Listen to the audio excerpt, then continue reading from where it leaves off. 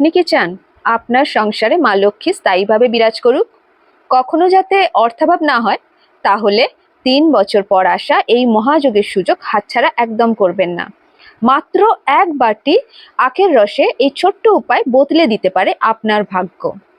জানতে হলে আগে অবশ্যই আমার চ্যানেলটি আপনাকে সাবস্ক্রাইব করতে হবে। ভিডিও ভালো লেগে থাকলে লাইক এন্ড শেয়ার করতে ভুলবেন না। সনাতন ধর্মে অধিক মাস বা পুরুষোত্তম মাসের গুরুত্ব অপরিসীম।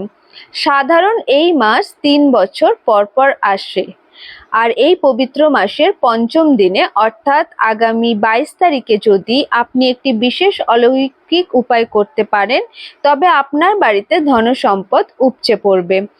আসুন জেনে নেওয়া যাক কি সেই উপায়। এই উপায়ের জন্য আপনার প্রয়োজন হবে সামান্য একটু আখের রস। তবে আখের রসটি 2টি পাত্রতে নিয়ে নিতে হবে। একটি পাত্রে কিছুটা আখের রস নিয়ে প্রথমে কোনো বেলগাছের গোড়ায় অর্পণ করুন। অর্পণ করার সময় মনে মনে মা পার্বতী এবং মহাদেবের কাছে প্রার্থনা জানান। শাস্ত্রে বলা আছে বেলগাছের সেবা করলে মা লক্ষ্মী অত্যন্ত প্রসন্ন হন। আবার অন্য একটি পাত্রে আলাদাভাবে কিছুটা আখের রস নিয়ে আপনি আপনার বাড়ির তুলসী গাছের গোড়ায় ঢালুন।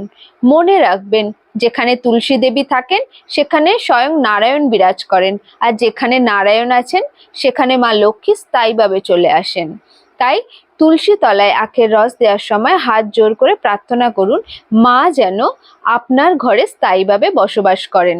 তবে একটা কথা মাথায় অবশ্যই রাখবেন, আপনার ধনসম্পদ বা সৌভাগ্য যে লাভ করবেন তার সবসময় সৎ ব্যবহার করবেন, কখনো অপব্যবহার করবেন না।